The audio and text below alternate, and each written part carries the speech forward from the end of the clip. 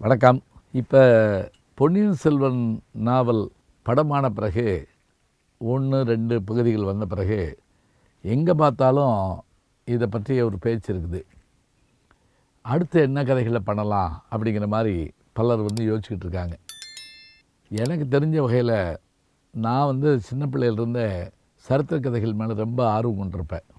எப்படி கல்கி அவர்கள் பார்த்திபன் கனவு, சிவகாமியின் சபதம், பொன்னியின் செல்வன் இப்படி எழுதி அப்படியே சரித்திரத்துக்கு ஒரு பெரிய ஏற்றத்தை கொடுத்தாரோ, அதுபோல் அவரை தொடர்ந்து அந்த காலத்தில் நிறைய அதிகமான எழுத்தாளர்கள் சரித்திர கதைகள் எழுதுகிறாங்க. அதில் அரூர் ராமநாதன் வீரபாண்டியன் மனைவி அப்படின்னு ஒன்று பாண்டிய நாட்டை பற்றி எழுதுகிறாரு. அதே மாதிரி சேர மன்னர்களை பற்றியும் பலர் கதை எழுதுகிறாங்க. இதில் இதுக்குன்னே சொல்லக்கூடிய இந்த சரித்திர கதை ஆசிரியர்கள்னு சொல்லக்கூடியவங்களில் முக்கியமாக சாண்டில்யனுடைய கதைகள் பார்த்திங்கன்னா ரொம்ப ஆச்சரியமாக குமுதத்தினுடைய பெரிய விற்பனைக்கே காரணம் அதுதான்பாங்க. கடல் புறா, யவனராணி இது மாதிரியான அந்த கதைகள் எல்லாமே அத்தனை ஆர்வமாக படிக்கப்பட்டது. முக்கியமான காரணம் என்ன அப்படின்னா, கப்பல் கடல் பற்றிய செய்திகளை அதிகமாக நம்முடைய வாசகர்கள் படிச்சிருக்க மாட்டாங்க. அதனால் சாண்டில்யன் கதைன்னா அதுக்கு ஒரு தனியான ஒரு படையே உண்டு. ஓவிய ஆர்மி மாதிரி சாண்டில்யன் ஆர்மி தனியாக வச்சுருந்தாங்க அந்த காலத்தில்.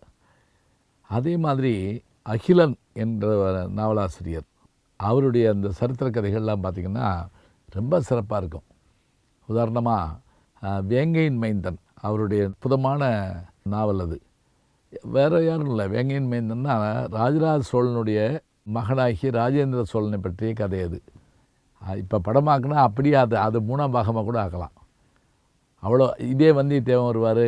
இதில் வரக்கூடிய பல பாத்திரங்களும் அதில் இருப்பாங்க. ஏன்னா அதில் எல்லாருமே கொஞ்சம் வயதானவங்களாக இருப்பாங்க. அவ்வளோதான். கதாநாயகன் யாருன்னு கேட்டால் ராஜராஜ சோழனுடைய மகன் தான்.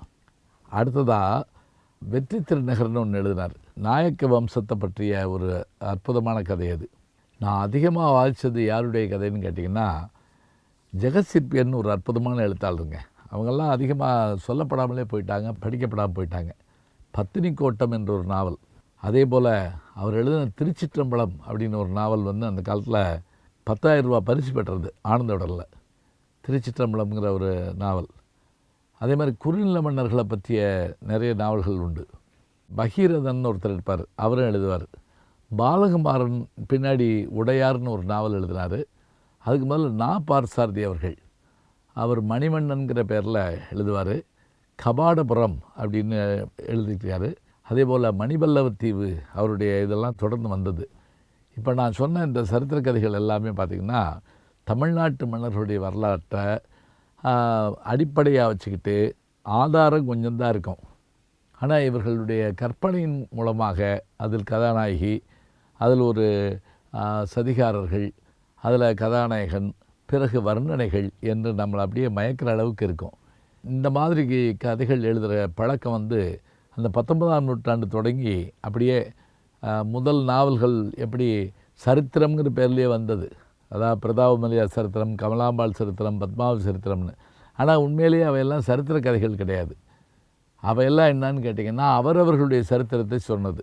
எப்படி என் சரித்திரம் அப்படின்னு சொன்னால் ஊவே சாமிநாதையர் அவர்கள் தன்னுடைய வரலாற்றை எழுதினாரோ, என் கதை அப்படிங்கிற பேரில் எப்படி நம்முடைய நாமக்கல் கவிஞர் ராமலிங்கம் பிள்ளை அவர்கள் எழுதினாரோ, அதுபோல் அந்தந்த வரலாறுகளை சொல்கிறதுங்கிறது ஒரு சரித்திரம்னு சொல்லுவாங்க. ஆனால் நமக்கு தெரிஞ்ச என்ன அப்படின்னு கேட்டால் பொன்னியின் செல்வன் மாதிரி சோழர் வரலாறு, அதே போல் பாண்டியர் வரலாறு, அப்படி அந்த மாதிரியான செய்திகளை படிக்கணுங்கிற எண்ணம் நமக்கு இருக்குது. எழுத்தாளர் சுஜாதா அவர்கள் கூட அறிவியல் கதைகள், மர்ம கதைகள், நாடகங்கள் நிறைய எழுதினார். திரைப்படத்துக்கெல்லாம் வசனம் எழுதினார். அவர் காந்தலூர் வசந்தகுமாரன் அப்படின்னு ஒரு சரித்திர நாவல் எழுதினார். அது கூட எதை வச்சு எழுதினார்னா, காந்தலூர் சாலை களமறுத்தள்ளி அப்படின்னு அவருடைய மெய்கீர்த்தி இருக்கும். யார் ராஜராஜ சோழனுடைய கல்வெட்டு. அதில் வரக்கூடிய அந்த காந்தலூர் எப்படி தீக்கிரையானது அப்படிங்கிற அந்த செய்தியை சொல்கிறது தான் அந்த நாவல். அதில் என்ன ஆச்சரியம்னா, வழக்கமாக அவருடைய துப்பறிங்கதைகளில் வரக்கூடிய கணேஷ் வசந்த் அதுலேயும் வருவாங்க. அதில் எப்படி வருவாங்கன்னா, வசந்தகுமாரன் வந்தியத்தேவன் போலவும், அதே போல் கணேஷுங்கிற லாயர், அதில் கணேசப்பட்டராகவும் வருவார். அப்போ இந்த மாதிரி சரித்திர கதைகள் எழுதுறதுங்கிறது சாதாரணம் இல்லை. அதுக்கான ஆதாரம் வேணும்.